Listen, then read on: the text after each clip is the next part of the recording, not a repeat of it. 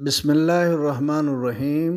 दोस्तों, जब हम हज के लिए चले जाते हैं या उम्रे के लिए चले जाते हैं तो हज में भी और उम्रे में भी तवाफ़ करना ज़रूरी है।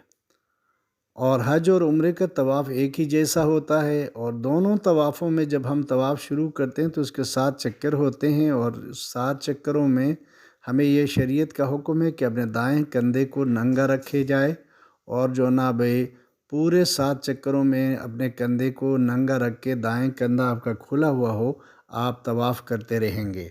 जब आपका तवाफ़ मुकम्मल होगा तो उसके फ़ौरन बाद आप अपने कंधे के ऊपर चादर डाल देंगे।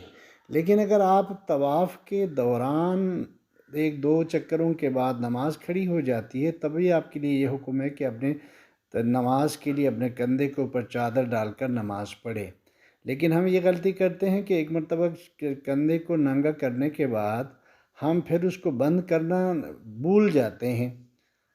नमाज के दौरान भी कंधा खुला रहता है और सफ़ा मरवा में भी कंधा खुला रहता है, यहाँ तक कि जो ना हम वो काफ़ी देर हो जाती है उसको बंद नहीं करते, उसके ऊपर चादर नहीं डालते। हालांकि शरीयत का ये हुक्म है कि भाई सिर्फ़ तवाफ़ के लिए कंधे को नंगा रखा जाए, उसके बाद कंधे को रखना नंगा रखना जायज़ नहीं है। अल्लाह ताला मुझे और आपको इसकी समझ अता फरमाए। आमीन।